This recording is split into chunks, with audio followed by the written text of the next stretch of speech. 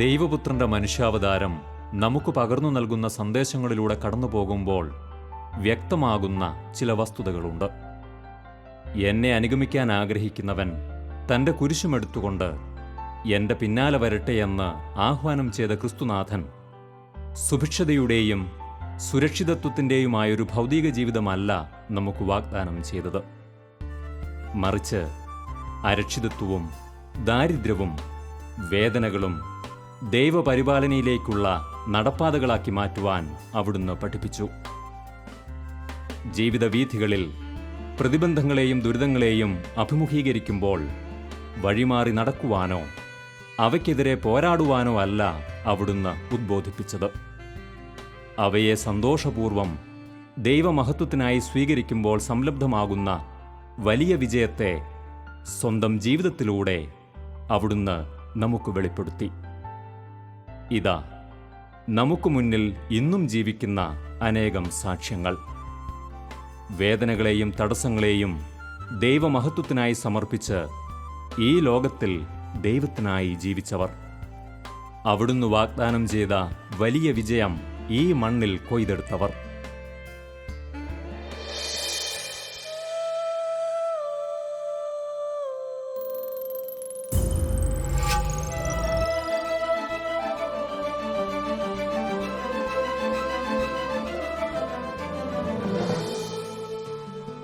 അധ്യാപകനായും വചനപ്രഘോഷകനായും എഴുത്തുകാരനായും തുടങ്ങി എണ്ണമറ്റ മേഖലകളിലൂടെ തൻ്റെ ശുശ്രൂഷാ ജീവിതത്തെ അവിശ്രമം മുന്നോട്ട് നയിക്കുന്ന റവറൻ ഡോക്ടർ മൈക്കിൾ കാര്യമറ്റം വിവരണങ്ങൾക്കതീതനാണ്. പിൽക്കാലത്ത് സ്വന്തം ജീവിതം കൊണ്ട് ബൈബിൾ വ്യാഖ്യാനിച്ച ബൈബിൾ പണ്ഡിതനായ ബഹുമാനപ്പെട്ട മൈക്കിൾ കാര്യമറ്റം അച്ചൻ തൻ്റെ ജീവിതത്തിൽ അടിവരയിട്ട് സൂക്ഷിക്കുന്ന അനുഭവങ്ങൾ ഏറെയും സഹനത്തിൻ്റെതാണ്. ഏറെക്കാലം നാട്ടിൽ നിന്ന് വിട്ടുനിന്ന ശേഷം തിരിച്ചെത്തി ഒരു പുതിയ തുടക്കം കുറിക്കേണ്ടിയിരുന്ന ബഹുമാനപ്പെട്ട മൈക്കിൾ അച്ചന് POC ബൈബിൾ തർജിമയുമായി ബന്ധപ്പെട്ട പ്രവർത്തനങ്ങളിൽ ഇടപെട്ടത് തുടർന്നുള്ള ഭാവിയിലും ഏറെ പ്രയോജനം പകർന്നു. ബൈബിൾ തർജിമയും താലന്തു മാസികയും അടങ്ങുന്ന ക്രിയാത്മകമായ POCയിലെ ദൗത്യങ്ങൾക്ക് ശേഷം 1982 ജൂണിൽ അദ്ദേഹം തിരിച്ച് തലശ്ശേരിയിലെത്തി. അതിശയകരമായ ദൈവിക പദ്ധതികളുടെ അമരക്കാരനായി നിയോഗിക്കപ്പെടാറുള്ള പതിവുകൾ വീണ്ടും തുടരുകയായിരുന്നു.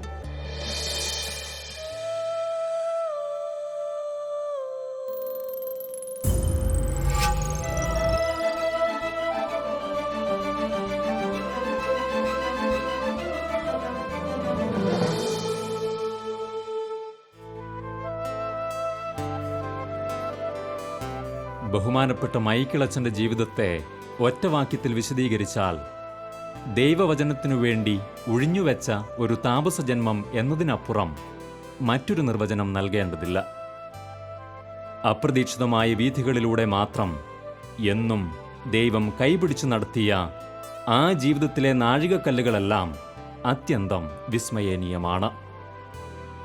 ജനനം മുതൽ ഇന്നോളം ദൈവം അദ്ദേഹത്തിന് സമ്മാനിച്ച ഒട്ടേറെ നേട്ടങ്ങൾ, പരിശുദ്ധാത്മാവിൻ്റെ ശക്തിയാൽ അദ്ദേഹത്തിലൂടെ യാഥാർത്ഥ്യമായ അനവധി ദൈവീക പദ്ധതികൾ, അവയെല്ലാം വചനാധിഷ്ഠിതമായിരുന്നു.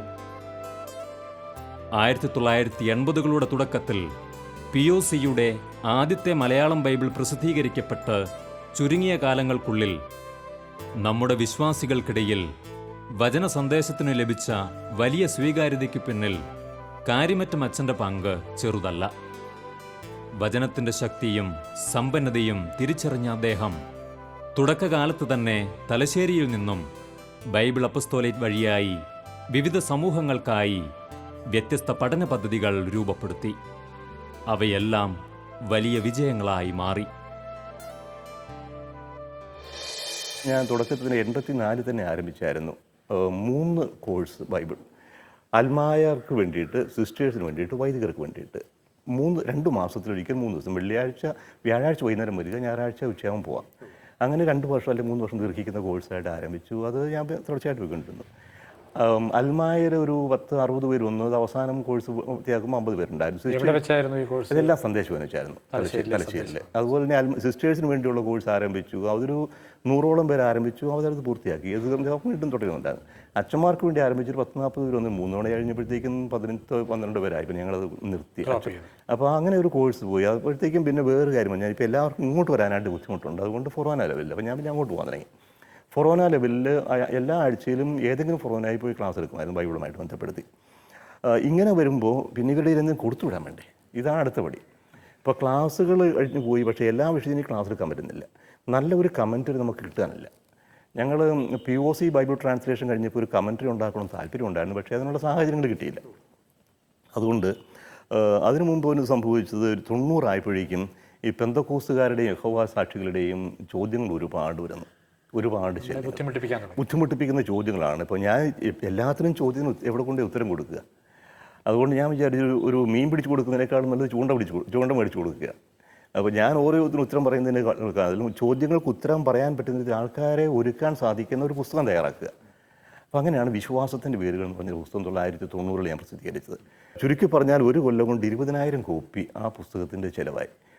പല രൂപതകളിലും അത് ഒരു യൂത്ത് കാറ്റഗറീസിന് ടെക്സ്റ്റായിട്ട് എടുത്തു. 91 വെളിപാട് പുസ്തകത്തെക്കുറിച്ചുള്ള ഒരു കമൻട്രി ഞാൻ തയ്യാറാക്കിയത്. അപ്പോൾ അത്യാവശ്യം ഇതാണ്. പക്ഷേ പിന്നോഴത്തേക്കും ബൈബിള് സീരിയസ് ആയിട്ട് പഠിക്കണമെന്നുള്ള ആൾക്കാരുടെ ദാഹം വർദ്ധിച്ചുകൊണ്ടിരുന്നു. ഈ ഒരു ചുറ്റുപാടിലാണ് ഞാൻ ബൈബിൾ തീർത്ഥാടനം എന്ന പേരിൽ അതൊരു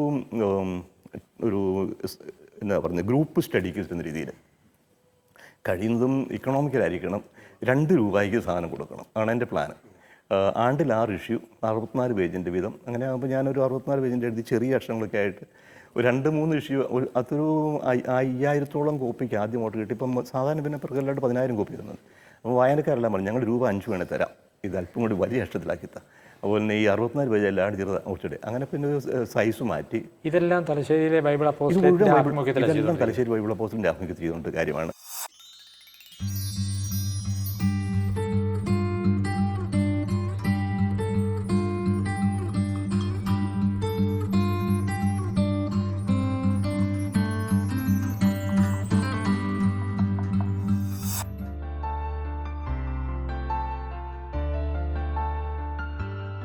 അദ്ദേഹത്തിൻ്റെ മനസ്സിലുദിച്ച വിപ്ലവാത്മകമായൊരു ആശയമായിരുന്നു ബൈബിൾ ചിത്രകഥകൾ.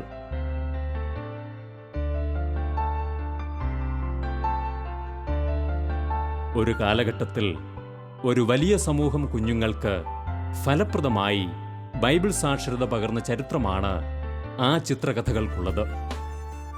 ആദ്യം താലന്തു മാസികയിൽ അദ്ദേഹം തന്നെ ആരംഭിച്ച പ്രത്യേക ശൈലി ബൈബിളിലെ ഓരോ ഗ്രന്ഥങ്ങളെയും പ്രത്യേകം ചിത്രകഥകളാക്കി 50 പുസ്തകങ്ങളായി പ്രസിദ്ധീകരിക്കുവാൻ അദ്ദേഹത്തിന് പ്രചോദനമേകി.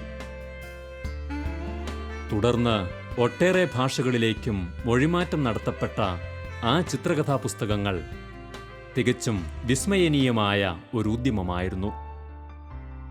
തുടക്കത്തിൽ ഏറെ പ്രതിസന്ധികളെ നേരിട്ടുവെങ്കിലും പിന്നീട് ആ പദ്ധതിയെ കാലം ഏറ്റെടുത്തു. പിള്ളേർക്ക് ഇത് കുറച്ചുകൂടി മനസ്സിൽ പതിയണമെന്നുണ്ടെങ്കിൽ എൻ്റെ പഴയ ചിത്രകഥയുടെ കാര്യം ഉണ്ടാകും. അപ്പോൾ താരന്തിൽ പ്രസിദ്ധീകരിച്ച ചിത്രകഥ അപ്പോൾ ബൈബിൾ മുഴുവനും ചിത്രകഥയിലൂടെ കൊണ്ടുവരുന്നത് നന്നായിരിക്കും തോന്നി. അങ്ങനെ 83 അവസാനം ഞാൻ ചിത്രകഥ ആരംഭിച്ചു. പക്ഷെ അത് കറ്റേ പരാജയപ്പെട്ടു. കാരണം ഇന്ന് എനിക്ക് ഒത്തിരി തീക്ഷ്ണതയുണ്ടായിരുന്നു. ഏലിയയുടെ തീക്ഷ്ണതയും മൂശയുടെ ശൗര്യവും ഒക്കെയാണ് ഉണ്ടായിരുന്നത്. അപ്പോൾ ഞാൻ വിചാരിച്ചു പ്രവാചകന്മാരോടായിരിക്കും പിള്ളേർക്ക് താല്പര്യം. അപ്പോൾ ഏലിയ, എലീഷ, ആമോസ്, ഹോസിയ, മിക്ക 5 പുസ്തകങ്ങൾ ഒന്നിന് പുറകെ പ്രവാചകന്മാർ. ഏലിയ വലിയ കുഴപ്പമില്ലാണ്ട് പോയി, എലീഷയും വലിയ കുഴപ്പമില്ലാണ്ട് പോയി. ആമോസ് കൊന്നുമ്പോഴത്തേക്കും പിള്ളേർക്ക് കഴിക്കാണ്ടായി. അപ്പോൾ ഞാൻ 25,000 കോപ്പി അടിക്കും, കിട്ടുന്ന കാശോടെ നിന്ന് കടം മേടിച്ചു കൊണ്ട് കൊടുക്കും, ഇത് വിതരണം ചെയ്യും. എത്ര എണ്ണം പോയി എത്ര എണ്ണം വന്നു അങ്ങനെ അവസാനപ്പോഴത്തേക്കും പുസ്തകം പോയി, കാശൊന്നും ഇല്ലാണ്ടായി, പിള്ളേരൊന്നും വാങ്ങിക്കാണ്ട് പോയി. അപ്പോൾ 84 അവസാനിച്ചപ്പോൾ ചിത്രകഥാ പ്രസ്ഥാനം കംപ്ലീറ്റ് പൊളിഞ്ഞു. അതും 3ാമത്തേതാണ്. എന്നെ ഓരോ സ്ഥലത്തും ഇടിച്ചിരുത്തുകയാണ്. ഇപ്പോൾ ഞാൻ സംഗതിയായിട്ടെല്ലാം ഭംഗിയായിട്ട് ചെയ്യാമെന്ന് വിചാരിച്ചു പോയി, അതേപടി നഷ്ടപ്പെട്ടു. കംപ്ലീറ്റ് നഷ്ടം. മുന്നോട്ട് പോകാമെന്നൊരു ചുറ്റുപാടായി. ഇനിയിപ്പോൾ എന്താ ഏതായാലും തുടങ്ങി വെച്ചതാണ്. ഞാൻ അന്നാണ് ഈ സിസ്റ്റർ ഗ്ലോറിസ്റ്റ ആയിട്ട് പരിചയപ്പെട്ടത്. ആരാധന സഭയിലെ സിസ്റ്റർ ഗ്ലോറിസ്റ്റ അന്ന് അമേരിക്കയിൽ പഠനമെല്ലാം കഴിഞ്ഞ് തലശ്ശേരിയിൽ വന്നിട്ടുണ്ടായിരുന്നു.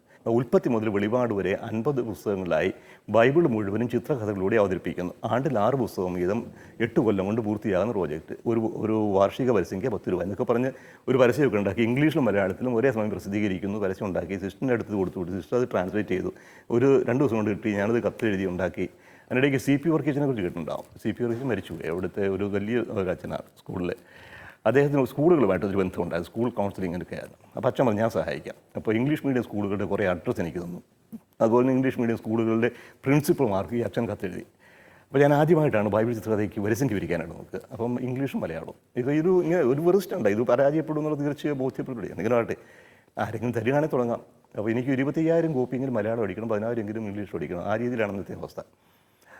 അത്ഭുതമെന്ന് പറയട്ടെ, ആദ്യത്തെ ഈ സംഗതി കായം ആപയം പുറത്ത് എനിക്കൊരു 10,000 കോപ്പിയോളം മലയാളത്തിന് ഓർഡർ കിട്ടി. ഒരു 6,000-7,000 കോപ്പിക്ക് ഇംഗ്ലീഷിന് ഓർഡർ കിട്ടി.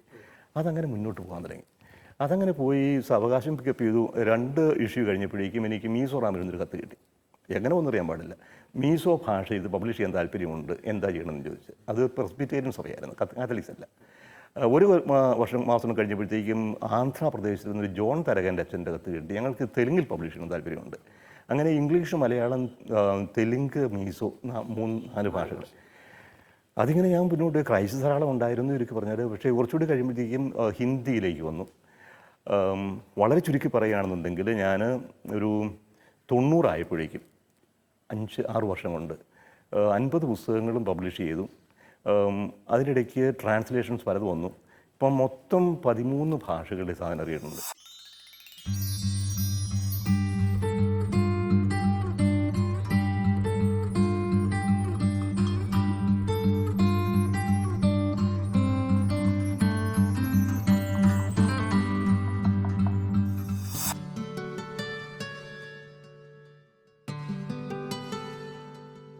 ആദ്യകാലം മുതൽ ബഹുമാനപ്പെട്ട മൈക്കിളച്ചനെ ദൈവം നയിച്ച വഴികൾ അത്ഭുതകരമാണ്. തകർച്ചയെന്നും അവസാനമെന്നും ഏവരും കരുതിയേക്കാവുന്ന അനുഭവങ്ങളിലൂടെ മാത്രമാണ് പലപ്പോഴും ദൈവം അദ്ദേഹത്തെ വളർത്തിയത്. അകാരണവും വിശദീകരണമില്ലാത്തതുമായ തകർച്ചകൾ, അവ ചിലപ്പോഴൊക്കെ വലിയ മാനസിക സംഘർഷങ്ങൾക്ക് കളമൊരുക്കിയെങ്കിലും താമസം വിനാ വെളിപ്പെടുന്ന ദൈവിക പദ്ധതിയുടെ പുതിയ തലങ്ങൾ അദ്ദേഹത്തിൻ്റെ പ്രവർത്തന വീഥികളെ കൂടുതൽ വിശാലമാക്കി തീർക്കുകയായിരുന്നു. തലശ്ശേരി ബൈബിൾ അപ്പസ്തോലേറ്റിൻ്റെ പ്രവർത്തനങ്ങൾ മാതൃകാപരമായും കേരള സഭയ്ക്ക് മുഴുവൻ വെളിച്ചമായും മുന്നേറിയിരുന്ന വേളയിൽ അദ്ദേഹത്തിന് അപ്രതീക്ഷിതമായി ലഭിച്ച സ്ഥാനമാറ്റവും പ്രഥമദൃഷ്ട്യാ ഒരു വലിയ പരാജയമായിരുന്നു. പക്ഷേ അത് വിശാലമായ ഒരു ലോകത്തേക്കുള്ള അനിവാര്യമായ ഒരു പറിച്ചുനടിയിലായിരുന്നുവെന്ന് കാലം തെളിയിച്ചു. 97 ഏപ്രിൽ മാസം ആയപ്പോഴേക്കും പിതാവ് എന്നെ വിളിച്ചു പറഞ്ഞു, അച്ഛനിപ്പോൾ 35 വർഷം ആയല്ലോ, ഒരു ട്രാൻസ്ഫർ പ്രതീക്ഷിക്കാം. ഞാൻ പിതാവ് ഇപ്പോൾ ട്രാൻസ്ഫർ എന്നാൽ ബുദ്ധിമുട്ടുണ്ടല്ലോ. എന്താ ബുദ്ധിമുട്ട്? ഞാനിപ്പം പലയിടത്തും പല ട്രാൻസ്ലേഷൻ നടക്കുന്നുണ്ട്, പലരോടും വരിസംഖ്യ മേടിച്ചിട്ടുണ്ട്. സംഗതി അടിച്ചു തീർക്കാനായിട്ട് പ്രയാസമുണ്ട്. എന്നാൽ പിന്നെ ഒരു കാര്യം ചെയ്യും, 1 കൊല്ലം കൊണ്ട് തീർക്കാവുന്ന പരിപാടികൾ. ഇപ്പം അച്ഛൻ ഇതുവരെ വന്നിട്ട് ഒരു ഇടവകയിൽ ഒരു എക്സ്പീരിയൻസ് ഒന്നും ഉണ്ടായില്ല. അതുകൊണ്ട് കുറച്ച് നാലും ഇടവകയിൽ പോയിട്ട് തുടരുന്നതായിരിക്കും നല്ലത്. ഞാൻ ചെയ്തുകൊണ്ടിരുന്ന വർക്ക് തുടരുന്നില്ല ആരും. തലശ്ശേരിയിൽ ബൈബിൾ പഠിച്ച ആരും വന്നിട്ടില്ല. അത് തന്നെയുമല്ല, എനിക്ക് മനസ്സിലാത്തോളം ഇന്ത്യയിൽ തന്നെ ഒരിടത്തും ബൈബിൾ അപ്പോസ്തലേറ്റിന് മാത്രമായിട്ടൊരു ഡിപ്പാർട്ട്മെൻറ്റും ഒരു അച്ഛനും അന്നുണ്ടായിരുന്നില്ല. കേരളത്തിൽ ഒരിടത്തും ഉണ്ടായിരുന്നില്ല. ഏതെങ്കിലും കാറ്റഗറിസം ഡിപ്പാർട്ട്മെൻറ്റാണ്. അതുപോലെ തന്നെ ഇപ്പം NBCLCയിൽ, നാഷണൽ സെൻറ്ററിലും POCയിലും ബൈബിൾ അപ്പോസ്തലേറ്റിൻ്റെ എന്തെങ്കിലും മീറ്റിംഗ് വരുമ്പോൾ ഞാനോ സിസ്റ്റർ ഗ്ലോറിസ്റ്റയോ പോകും, റിപ്പോർട്ട് അവതരിപ്പിക്കും. പക്ഷേ അവരെല്ലാവരും പറയാനുണ്ടായിരുന്നു തലശ്ശേരിയിൽ നിന്ന് പബ്ലിഷ് ചെയ്യുന്ന ബൈബിൾ ചിത്രകഥ എടുത്ത് വിതരണം ചെയ്യുന്നു. ഇങ്ങനെ തലശ്ശേരിയിൽ നിന്ന് ചെയ്യുന്ന കാര്യങ്ങൾ ചെയ്യുന്നുണ്ട്. ഇപ്പം ഞാനൊരു ചിത്രകഥ പബ്ലിഷ് ചെയ്തിരുന്നതും തീർത്ഥാടനം ചെയ്തിരുന്നതും തലശ്ശേരിക്ക് വേണ്ടി മാത്രമായിരുന്നില്ല. അപ്പോൾ ഞാൻ നേരത്തെ പറഞ്ഞു 13 ഭാഷകളിലേക്ക് വിവർത്തനം ചെയ്തപ്പോൾ അത് ഇന്ത്യയുടെ എല്ലാ ഭാഗത്തും എത്തുന്നുണ്ടായിരുന്നു. അതുപോലെ തന്നെ ബൈബിൾ തീർത്ഥാടനമാണെന്നുണ്ടെങ്കിലും തലശ്ശേരി മാത്രമല്ല, തലശ്ശേരിയിലുള്ളതിൻ്റെ ഒരു 10 ഇരട്ടി മറ്റു ഊതുകൾ പോകുന്നുണ്ടായിരുന്നു. പല സിസ്റ്റേഴ്സും അതൊരു ടെക്സ്റ്റ് ബുക്കായിട്ട് എടുത്ത് പഠിക്കുന്നുണ്ടായിരുന്നു. ജീസസ് യൂത്തിൻ്റെ നല്ലൊരു ഗ്രൂപ്പ് അതൊരു സ്റ്റഡി ക്ലാസ്സിന് ഉപയോഗിക്കുന്നത്. അപ്പോൾ ഞാൻ ഇങ്ങനെ ഇത് ചെയ്തുകൊണ്ടിരുന്ന വർക്ക് പെട്ടെന്ന് നിർത്തി കളയാനായിട്ട് ബുദ്ധിമുട്ടുണ്ട്. അതുകൊണ്ട് ഇതാ ഒരു കാര്യം ചെയ്യും, ബൈബിൾ അപ്പോസ്തലേറ്റ് ആരും വേണ്ടി ലഭിച്ചോളൂ. എനിക്ക് സൗകര്യമായിട്ടൊരു സ്ഥലം തരാമെന്നുണ്ടെങ്കിൽ ഇതൊന്ന് കംപ്ലീറ്റ് ചെയ്താൽ കൊള്ളാമെന്നുണ്ട്. അത് പ്രയാസമാണെന്ന് പറഞ്ഞു. അപ്പോൾ ഞാൻ ചോദിച്ചു പുസ്തകങ്ങളെല്ലാം അത് വരുന്നു നോക്കിയോളും, എനിക്ക് കുറേ കടമുണ്ട്, അത് പിന്നെ സാവകാശം വീട്ടാം. അപ്പോൾ ഞാൻ മേടിച്ച കടത്തിനെല്ലാം ഞാൻ ഉത്തരവാദിത്വം ഉണ്ടാകണം, പുസ്തകം ആര് കൊടുത്തിട്ടുണ്ട്. അപ്പോൾ അതിനെക്കുറിച്ചൊന്നും ഒരു വ്യക്തത ഉണ്ടായിരുന്നില്ല. ഞാൻ പിന്നെ വള്ളപ്പള്ളി പിതാവായിട്ട് സംസാരിച്ചു. വള്ളപ്പള്ളി പിതാവ് അച്ഛനിപ്പോൾ ഇതിന് ഇടവയിലേക്ക് പോകുന്നത്, ഇടവയിൽ പോകുന്ന അച്ഛൻ ചെയ്ത പണി ആരാ ചെയ്യുന്നത്, എനിക്കറിയാൻ പാടില്ല, ഞാൻ പിതാവിനോട് സംസാരിക്കാം എന്നൊക്കെ പറഞ്ഞു. പിന്നെ ഞാൻ പിതാവിൻ്റെ കൺസൾട്ടേഴ്സുമായിട്ട് സംസാരിച്ചു. എങ്ങനെയോ ആരെങ്കിലുമൊക്കെ സംസാരിച്ചിട്ട് പിന്നെ ഞാൻ ഇടവയിലേക്ക് പോകണമെന്നുള്ള നിർബന്ധം അവിടെ നിന്നു. പക്ഷേ എനിക്ക് ട്രാൻസ്ഫർ എന്നുള്ളത് ട്രാൻസ്ഫറാണ്. അപ്പോൾ ഞാൻ എന്ത് ചെയ്യണമെന്ന് അങ്ങനെ ആലോചിച്ചിരിക്കുന്ന ഒരു സാഹചര്യം. ആദ്യത്തെ പ്രശ്നം ഈ പുസ്തകങ്ങൾ എങ്ങനെയെങ്കിലും നഷ്ടപ്പെട്ടു പോകാതെ ഒഴിവാക്കണം. ഞാൻ കടം വാങ്ങിയിരിക്കുന്ന തുക തിരിച്ചു കൊടുക്കുകയും ചെയ്യണം. അങ്ങനെയാകുമ്പോൾ ഞാൻ ഡിവൈനിലേക്ക് എഴുതി. ഡിവൈൻ പാനിക്കലച്ഛന് ഒരു കത്തയച്ചു, എനിക്ക് അച്ഛനോട് നിങ്ങൾ സംസാരിക്കണമെന്നുണ്ട്. അപ്പോൾ അച്ഛൻ പറഞ്ഞു, ഞാൻ അച്ഛനെ കാണാനായിട്ട് നോക്കിയിരിക്കുകയായിരുന്നു. ഞങ്ങളൊരു ഡേറ്റ് ഫിക്സ് ചെയ്ത് ചെന്നു. അച്ഛൻ ചോദിച്ചു, എന്താ പ്രശ്നം ഇതാണ്, എനിക്ക് അവിടെ നിന്ന് ട്രാൻസ്ഫറാണ്. നല്ല കാര്യം, എന്താ നല്ല കാര്യം. അപ്പോൾ ഞങ്ങളിങ്ങനെ ഒരു ബൈബിൾ കോളേജ് സ്റ്റാർട്ട് ചെയ്യണമെന്ന് വിചാരിച്ചിരിക്കുകയായിരുന്നു. കഴിഞ്ഞ പ്രൊവിൻഷ്യൽ മീറ്റിങ്ങിൽ അൽമായർക്ക് വേണ്ടി ഒരു ബൈബിൾ കോളേജ് ഡിവൈനിൽ ആരംഭിക്കണമെന്ന് ഞങ്ങൾ തീരുമാനമെടുത്തു. ആരിത് നടത്തും എന്ന് ചോദിച്ചപ്പോൾ ആകപ്പാടെ ബൈബിൾ പഠിച്ചിട്ടുള്ളത് ഇപ്പോൾ അൽമാരുടെ പ്രവർത്തിക്കുന്ന മൈക്കിളച്ചൻ മാത്രമേ ഉള്ളൂ. മൈക്കിളച്ചനോട് വരാൻ പറ്റുമോ, മൈക്കിളച്ചന് വിട്ടു തരുമോ എന്ന് പിതാവിനോട് ചോദിക്കാനായിട്ട് ഞങ്ങൾ ആലോചിച്ചിരിക്കുകയാണ്. നല്ല കാര്യം, അപ്പോൾ തമ്പുരാൻ്റെ പദ്ധതിയാണെന്ന് ഞാൻ തോന്നുന്നു. അപ്പോൾ ഞാൻ പറഞ്ഞു, ഇങ്ങനെ ഒരു പ്രശ്നമുണ്ട്, ഞാൻ വരാം, പക്ഷേ എൻ്റെ കൂടുതൽ ഇങ്ങനെ ഒരു ബാധ്യതയും കൂടി ഉണ്ട്, കുറേ പുസ്തകങ്ങൾ. പുള്ളി പറഞ്ഞു, ഇതിവിടെ പോകുമെന്ന് എനിക്ക് തോന്നുന്നില്ല, നമ്മളാരും ആലോചിക്കട്ടെ, ഞാൻ കൗൺസിലിൽ വെക്കാം, അതിന് ശേഷം അറിയിക്കാം. ഒരാഴ്ച കഴിഞ്ഞപ്പം അച്ഛൻ പറഞ്ഞു, സാരമില്ല, ഞങ്ങൾ പോകുന്നതാണ് പ്രതീക്ഷിക്കുന്നത്, ആരത്തല്ലേ ഉള്ളത്. അപ്പോൾ ഞാൻ പറഞ്ഞു, 15 ലക്ഷം രൂപ നമുക്ക് റിയലൈസ് ചെയ്യാനുള്ള മെറ്റീരിയലുണ്ട്, അത് ഒരു 30% ഡിസ്കൗണ്ട് കൊടുത്താൽ പിന്നെ 10 ലക്ഷം ഉണ്ടാവും. എനിക്ക് 5 ലക്ഷം രൂപ തന്നാൽ മതി, എനിക്ക് എൻ്റെ ബാധ്യത അത്രയേ ഉള്ളൂ. അപ്പോൾ കടമുണ്ട്, ഞാൻ മുടക്കിയ കാശും അത് എപ്പോൾ തരണം, നിങ്ങൾക്ക് ഇഷ്ടം പോലെ. അങ്ങനെയാണെങ്കിൽ സെപ്റ്റംബറിൽ 2 ലക്ഷം തരാം, ഡിസംബർ 2 ലക്ഷം തരാം, പുസ്തകം തന്നേക്കാൻ പറഞ്ഞു. ഞാൻ അപ്പോൾ സാധനം കംപ്ലീറ്റ് കയറ്റി ഡിവൈനിൽ കൊണ്ടുപോയി ഇറക്കി. അങ്ങനെ ഇരിക്കുമ്പോൾ ഞാൻ പാലക്കാട് അധ്യാപകർക്ക് വേണ്ടി ക്ലാസ് എടുക്കാൻ പോയി. അപ്പോൾ മനത്തോട് പിതാവ് ചോദിച്ചു, എന്താ ഇപ്പോഴത്തെ പരിപാടികളൊക്കെ? ഞാൻ പറഞ്ഞു, ഇങ്ങനെ ഒരു ട്രാൻസ്ഫറാണ്, എങ്ങോട്ടാണ്? അതിപ്പം ഡിവൈനിലെ കാര്യം വരും. പിതാവ് ഇങ്ങനെ ഒരു ട്രാൻസ്ഫർ പറഞ്ഞിട്ടുണ്ടായിരുന്നു ഇടവകയിലേക്ക്. അപ്പോൾ അച്ഛൻ എന്നാ തീരുമാനിക്കുന്നത്? ഞാൻ തീരുമാനമൊന്നും ആയില്ല, ഡിവൈനിന് ആവശ്യപ്പെടുന്നുണ്ട്. അച്ഛൻ തീരുമാനിക്കുന്നതിന് മുമ്പ് ഒരാഴ്ച കാത്തിരിക്കുക. തൂങ്ങുഴി പിതാവ് അച്ഛൻ എഴുതും. 97 തൂങ്ങുഴി പിതാവ് എനിക്ക് എഴുതി, ഞങ്ങളിങ്ങനെ ഒരു സെമിനാർ തുടങ്ങാൻ ആഗ്രഹിക്കുന്നുണ്ട്, അപ്പോൾ അച്ഛൻ ഇങ്ങോട്ട് തീർച്ചയായിട്ടും വരണം. ഞാൻ പിതാവിന് എഴുതാം.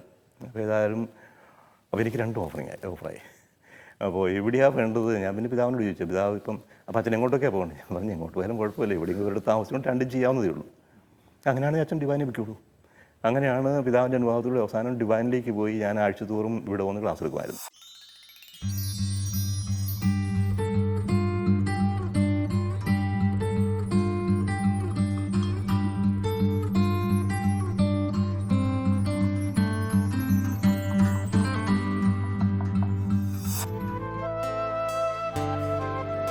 കേരള സഭയിലെ കരിസ്മാറ്റിക് നവീകരണ മുന്നേറ്റത്തിന് നേതൃത്വം നൽകിയ, പരിശുദ്ധാത്മാവിന്റെ വരദാനങ്ങളാൽ ഈ സമൂഹത്തെ സമ്പന്നമാക്കിയ, ദൈവം കൈപിടിച്ചു നടത്തിയ മുരിങ്ങൂരുള്ള ഡിവൈൻ റിട്രീറ്റ് സെന്റർ ദൈവത്തിന്റെ ശക്തമായ ഉപകരണമായി സഭയിൽ പ്രവർത്തിച്ചുകൊണ്ടിരുന്ന വിൻസെൻഷൻ വൈദികരുടെ കൂട്ടായ്മയിൽ നിന്നും രൂപം കൊണ്ട ഏറെ നവീകരണ പ്രവർത്തനങ്ങൾ വേറെയുമുണ്ടായിരുന്നു.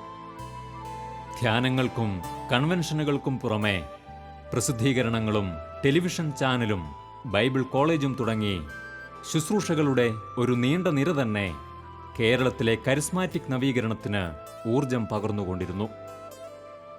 1990കളുടെ ഒടുവിൽ ബഹുമാനപ്പെട്ട ജോർജ് പനക്കിലച്ചൻ്റെയും സഹപ്രവർത്തകരുടെയും മനസ്സിൽ ദൈവം നൽകിയ ആശയമായിരുന്നു ബൈബിൾ കോളേജ്. അതിന് രൂപവും ഭാവവും ജീവനും അവിടുന്ന് പകർന്നതാകട്ടെ ബഹുമാനപ്പെട്ട മൈക്കിൾ കാരിമറ്റം അച്ഛനിലൂടെയും. വളരെ യാദൃശ്ചികമായാണ് ഇത്തരമൊരു വലിയ ദൈവിക പദ്ധതിയുടെ അമരക്കാരനായി മാറാൻ അദ്ദേഹം നിയോഗിക്കപ്പെട്ടത്. അങ്ങനെ ഡിവൈനിൽ വന്നു. അത് എൻ്റെ ജീവിതത്തിലെ വേറൊരു ഫേസാണ്. അപ്പോൾ 15 വർഷം തലശ്ശേരിയിലെ ഇത് കഴിഞ്ഞു. ഇനി വേറൊരു രീതിയിലുള്ള പ്രവർത്തനമാണ്. ഡിവൈനിൽ വന്നതും എനിക്കൊരു വലിയ, അതെനിക്ക് ഈ കരിസ്മാറ്റിക്കാരോട് ഒട്ടും താല്പര്യം ഉണ്ടായിരുന്നില്ല. ഞാനും മാടകശ്ശേരി അച്ഛനോട് ഒരിക്കൽ കോട്ടയിൽ പ്രാർത്ഥനയ്ക്ക് പോയിട്ട് പകുതിയായി ഇറങ്ങി പോകുന്നതായി. ഈ ഹല്ലേലൂയ ബഹളമൊന്നും കേട്ടിട്ട് ഒട്ടും ദഹിക്കരുത്. പിന്നെ എന്നെ അതിൻ്റെ അകത്ത് കൊണ്ടുപോയിട്ട് ദൈവം ബലമായിട്ട് പിടിച്ചുകൊണ്ടുപോയി ഡിവൈനിൽ. അത് ഓടിച്ചോരത്തിന് നേരെ മുകളിലാണ് എനിക്ക് തന്നെ. ആദ്യം തന്നെ ബൈബിൾ കൺവെൻഷൻ നടത്തിപ്പിക്കുകയും ചെയ്തു. അതെ, എനിക്കിഷ്ടമില്ല എന്ന് തോന്നുന്ന കാര്യങ്ങളും എന്നെക്കൊണ്ട് ചെയ്യിച്ച് അതിൻ്റെ അർത്ഥം കാണിച്ചു തരികയായിരുന്നേ. അപ്പം എൻ്റെ വഴികളിലൂടെ ഒരിക്കലും എന്നെ തമ്മിൽ വിട്ടിട്ടില്ല. വിട്ടാൽ നാശം ഉണ്ടാകുമെന്ന് അറിയാം. ഒരുപാട് സ്ഥലങ്ങളിൽ ഇങ്ങനെ വഴിതെറ്റി പോകാനുള്ള സാധ്യതകളുണ്ടായിരുന്നു.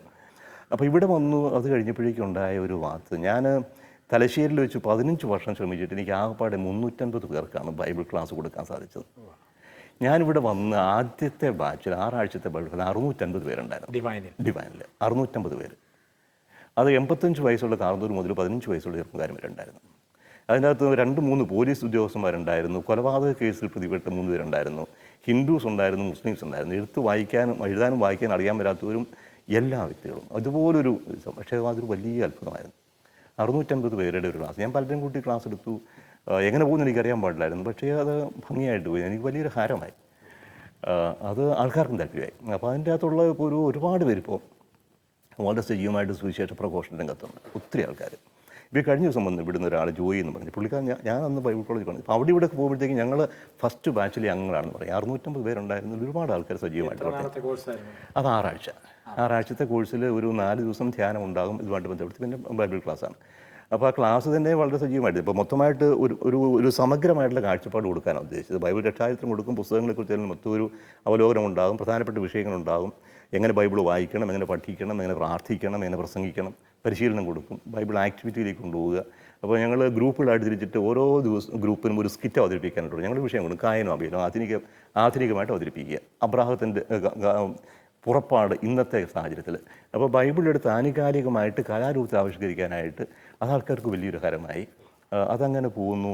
അതുപോലെ തന്നെ ഇവരെ ഞാൻ എല്ലാവരെയും ഹോസ്പിറ്റലിലേക്ക് പറഞ്ഞു വിടും. എവിടെയെങ്കിലും പോയി 2 ദിവസം ഹോസ്പിറ്റൽ പഠിക്കാൻ വരുന്നതിന് മുഴുവൻ ഏതെങ്കിലും ഹോസ്പിറ്റലിൽ പറഞ്ഞു വിടും. എല്ലാവരും ഒരിക്കലും കുഷ്ഠരോഗ കോളനി വിടും. പിന്നെ ഒരു ദിവസം ഇവരെല്ലാവരും 4 മണിക്കൂർ നേരത്തേക്ക് നിങ്ങൾ ഏതെങ്കിലും ബസ് സ്റ്റാൻഡ്, ചാലക്കുടി ഏതെങ്കിലും ബസ് സ്റ്റാൻഡിൽ പോയിട്ട് ഒരു അരമണിക്കൂറെങ്കിലും ആരോടെങ്കിലും യേശുവിനെക്കുറിച്ച് പറയണം, നിർബന്ധമായിട്ട്. അപ്പോൾ ഈ 2 പേര് പോവുക, യേശുവിനോട് സുവിശേഷം. അങ്ങനെ ഒരു വളരെ സമഗ്രമായിട്ടുള്ള പരിപാടിയാണ്. പ്രാർത്ഥനകൾ അവരെ കൊണ്ട് നയിപ്പിക്കും, അവരെ കൊണ്ട് സുവിശേഷം പ്രസംഗിപ്പിക്കും. അങ്ങനെ വളരെ നല്ലൊരു പരിപാടി. അതുകൊണ്ട് ഒത്തിരി സഹായമായി. അത് പിന്നെ താല്പര്യമായി. അതങ്ങനെ ഒരു വർഷം പോയി. ഒരു 2-3 ബാച്ച് കഴിഞ്ഞപ്പോഴേക്കും അച്ഛൻ പറഞ്ഞു, ഇതിപ്പം മലയാളമല്ല മാത്രമേ ഉള്ളൂ, നമുക്ക് ഇംഗ്ലീഷിലും വെക്കാം. അങ്ങനെ ഇംഗ്ലീഷിലേക്ക് തുടങ്ങി. അപ്പോൾ ഒരു ബാച്ച് ഇംഗ്ലീഷ്, ഒരു ബാച്ച് മലയാളം. ഇംഗ്ലീഷിൽ ഫസ്റ്റ് ബാച്ചിൽ 280 പേരുണ്ടായിരുന്നു. അപ്പോൾ ഞാനവിടെ ഒന്ന് പോരുന്നത് വരെ മിക്കവാറും 200-250 പേരുടെ ഗ്രൂപ്പാണ് ഉണ്ടായിരുന്നത്.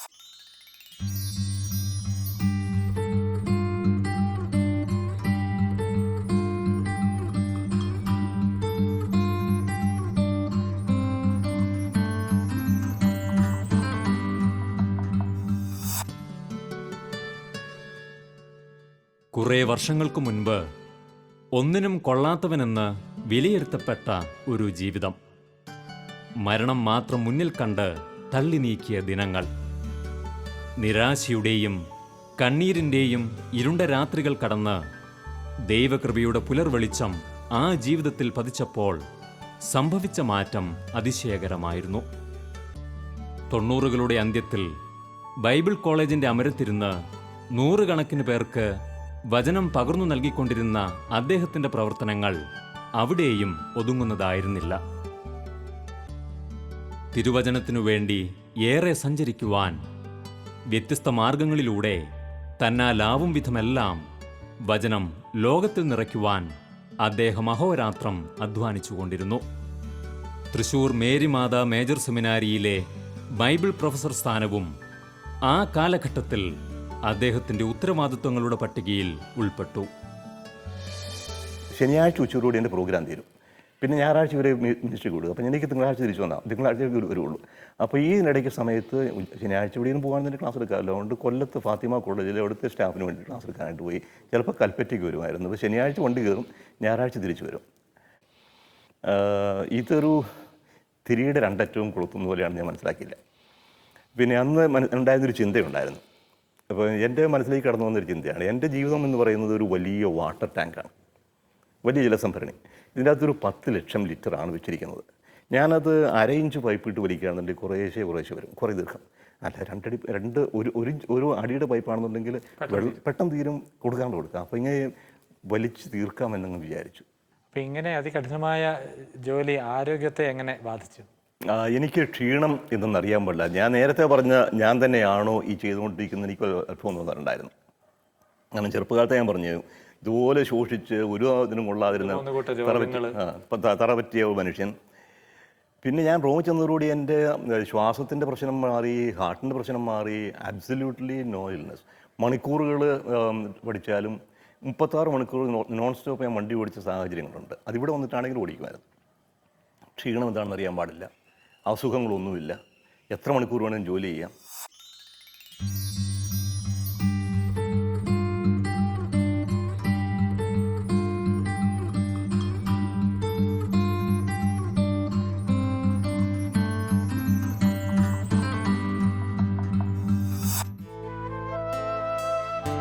ഉത്തരമില്ലാത്ത ഏറെ ചോദ്യങ്ങൾ നമ്മുടെ ജീവിതത്തിലും ഉയർന്നു വരുമ്പോൾ, ദൈവപരിപാലനയെ ചോദ്യം ചെയ്യുന്ന നിമിഷങ്ങളിലൂടെ കടന്നു പോകുമ്പോൾ, ഇതുപോലുള്ള ജീവിതങ്ങൾ നമുക്ക് മുന്നിൽ വലിയ മാതൃകയാണ്.